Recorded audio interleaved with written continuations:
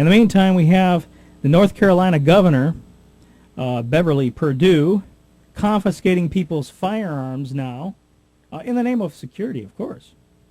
In the name of security, as we're being called terrorists now for believing in our form of government.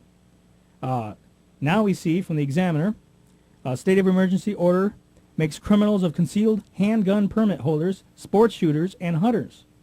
Dateline Raleigh. Yesterday, North Carolina Governor Beverly Perdue signed Executive Order Number 62, declaring a state of emergency in advance of Hurricane Earl. In doing so, Perdue suspended the right of state residents to use or carry firearms outside their premises.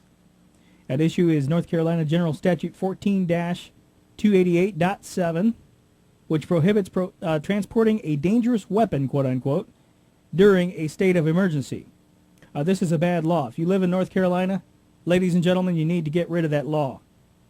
North Carolina General Statute 14-288.7.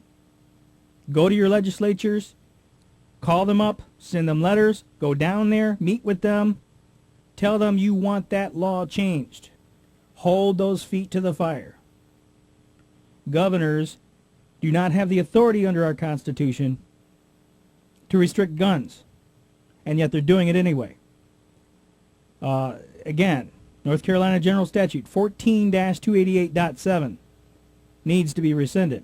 It says transporting dangerous weapons or substance during emergency, possessing off-premises, exceptions. A, except as otherwise provided in this section, it is unlawful for any person to transport or possess off his own premises any dangerous weapon or substance in any area. Number 1, in which a declared state of emergency exists, or number 2, within the immediate vicinity of which a riot is occurring. B, this section does not apply to persons exempted from the provisions of GS 14-269 with respect to blah, blah, blah, blah, blah. I'm going to leave that there. The point is 14-288.7. Those of you who are in North Carolina. All right, I'm going to go to the phone lines and take Jeff in Massachusetts. He's been waiting for a while. And the number, if you'd like to call in, 800-313-9443. That's 800-313-9443. And by the way, the website is governamerica.com, www.governamerica.com. My email address, and I keep it open during the show, so you can communicate me with me off the air, is radio@governamerica.com. Jeff, good morning. Oh, good morning. Well, you know, I got some good information for you, which is on September 11th, there's a church called Dove World Outreach Center. They're going to host an International Burn a Koran Day. Now I'm thinking about this, and I'm thinking, you know what? The government, you're absolutely right. You stole a lot of my thunder, which is the government is going to put people in boxes, like you have the regular terrorists, which are Muslims, and so forth, and you know, a lot of your Archie bunkers are going to say, the police state's great. Just leave the white guys alone. Yeah. Leave the suburbs alone. Leave the white guys alone. Well, you can clearly see this happening. You can clearly see it happening right before your eyes. And you'd have to be blind, deaf, and dumb with your head in the sand to not see it happening. I mean, it's being formed all around us. But the problem is, Americans, we fall for these emotional dialectical tricks. And that's all these things are, is dialectical tricks, pitting one side against another until they marginalize everybody and then start rounding people up. Oh, exactly. And then you have the other side, which is not, you shouldn't be too extreme to the far right, which means Nazism and being a Ku Klux Klan member, and then having this church burning Korans, you know. I mean, and you know, all these far right wing type of people who believe in all these fringe ideas. You know, I just go home after work, sit in front of the tube, leave me alone, leave my wife alone, leave my kids alone. Just leave me alone. I'm going to have a beer. I work a government job. I just want to be left alone. Who cares who's president? Let them do what they're going to do. Just leave me alone. And then I'm thinking about this Burn a Koran Day. You know that's going to outrage Muslims all over the world? Absolutely. And probably that's what it's intended to do. Exactly. And I was kind of thinking of a joke, which I shouldn't say on the program, but But the joke is this. I mean, you know, burn a Korean and then burn a pig over the Korean. They might as well cook a pig over the Korean, put the pig on a spit and roast the pig over Korean and then cook bacon afterwards. I mean, this is how the Muslims are going to think of this. And it's so crazy. And you know, I don't well, you know, let's talk about, you know, you're talking about provocation, Jeff. Let's talk about all of the wars that were involved in the Middle East, how we've destroyed all those countries over there.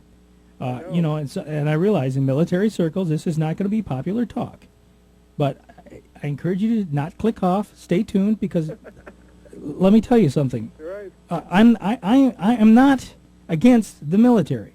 You know, I've written articles and I've gotten bad comments back from military people about some of the things I've said.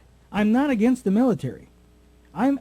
This is a pro-military stance. I don't want the military exploited. I don't want the military killed off unnecessarily. Now, in cases where national security is genuinely at threat, genuinely at risk, then yes, we need the military. You know, but everything that they're involved in today is in nation destruction and nation rebuilding in accordance with the global order. Let's talk about blowback here, ladies and gentlemen. You know, I'm not so deluded that I can't admit that there aren't real people in the world that want to kill us. Okay? I'm not under any false notion that there isn't some real terrorism in the world today. You know, that might not be CIA funded. But how many terrorists are being created? How much animosity is being created at this country right now? When we go into Pakistan and we're killing innocent civilians, it's come out, it's been admitted that we're killing innocent civilians. They're having protests over there. They're angry in Afghanistan. They're furious because our drones are flying over, murdering innocent civilians. And how do you know who's a Taliban and who's not a Taliban? Don't they all look alike? Are not the Taliban recruiting ordinary villagers? See, you don't know who your enemy is. There's no way to tell them apart. And so what are we going to do? Just kill them all and let God sort it out?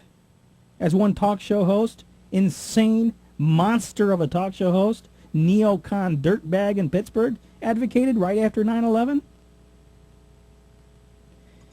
Now we got Obama in the process of forbidding the sale of 850,000 antique rifles. I covered the story a moment ago about the North Carolina governor signing the executive order.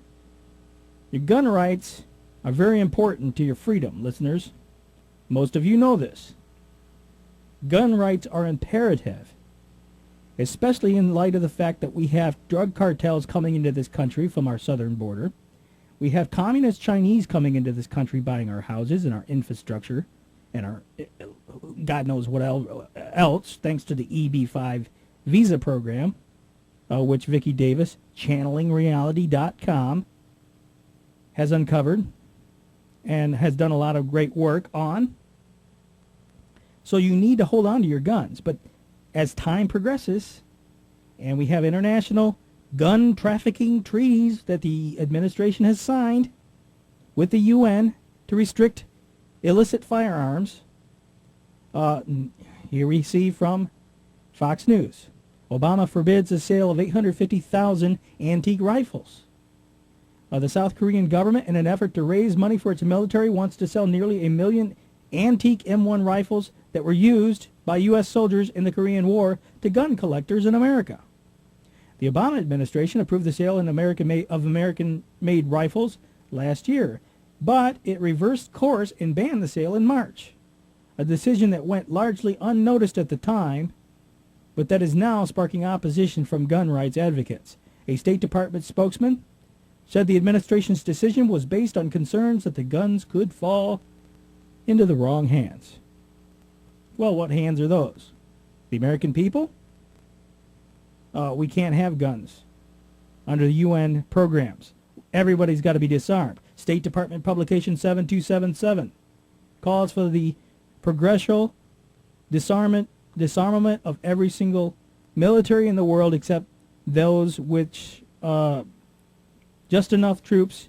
Every country will have just enough troops to participate in the United Nations Global Peace Force, enforcing peace at the barrel of a gun everywhere they go, and for enough to quell internal unrest. In other words, insurrections, uprisings from the population. But individuals are to be completely disarmed worldwide, ladies and gentlemen, which means that you're a victim. You're a victim. And that's what they want, is a world full of good victims. The transfer, they say, of such large number of weapons, 87,310 M1 Garands, and 770,160 M1 carbines, could potentially be exploited by individuals seeking firearms for illicit purposes, the spokesman told FoxNews.com. Quote, "We are working closely with our Korean allies and the U.S. Army in exploiting alternative options to dispose of these firearms." Now, where do you think, let's say the United States government banned all firearms tomorrow. I guess all of those drug cartel members south of the border and now north of the border too, because it's spilling over, I guess they're all going to become pussycats overnight and turn in all their weapons, right? Isn't that what's going to happen? I mean, how insane to think this. And don't look for the cops to protect you. Here we see from WorldNet Daily. 64-year-old tased by cops three times in his own home. A lawsuit has been launched against the sheriff's office in Marin County, California, over an episode in which deputies barged uninvited into a 64-year-old man's home and shot him 3 times with a taser, screaming, "Stop resisting," while the incapacitated victim writhed in pain on the floor. The sheriff's version of the episode that was watching selected video segments of the events may mislead people. The incident was reported by KGO-TV in San Francisco, which posted a video of the attack. I'm going to call it an attack. Apparently this guy was, he needed medical help. Apparently he fell in the front steps. He injured his knee. Paramedics were called, and all out of nowhere, these thugs just showed up. He says all of a sudden they just showed up and came in here like there was a fire. The deputies insisted on taking him to a hospital for an evaluation, according to the television report. "We're going to take you to the hospital for an evaluation." Basically, the guy said he was in so much pain he felt like shooting himself in the head. Big mistake, because then they wanted to take him for a psychological evaluation, you see. It's all for his own good. And he refused. And that's when they tased him, repeatedly. So they're all there to help you, listeners. Here we see from Wired. ACLU blasts jailhouse pain ray, condemns Star Wars technology. Keep in mind, ACLU, controlled opposition, listeners, founded by communists. The organization, which supposedly is there to protect your quote-unquote civil liberties, was founded by communists. Talk about the Hegelian dialectic. Talk about pitting sides against each other, using crises, using turmoil to bring about change. Wired says, to the shock of absolutely no one, ACLU hates the idea of blasting Los Angeles prisoners with an invisible heat ray. The Civil Liberties Organization has sent a letter to L.A. Sheriff Lee Becca, begging him not to use the pain weapon less than a week after its installation at the Pitchess Detention Center. But both sides of this energy weapon fight seem a little confused. The ACLU claims that the so-called assault intervention device is a killer and robot-like to boot. Not that the system has killed anyone or it can operate on its own. The L.A. County Sheriff's Department is claiming the ray gun can't cause lasting harm.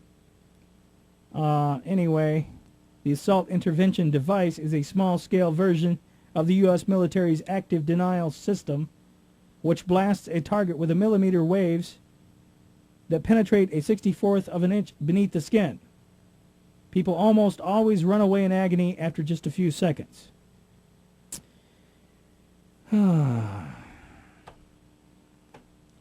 Welcome to the land of the free, listeners.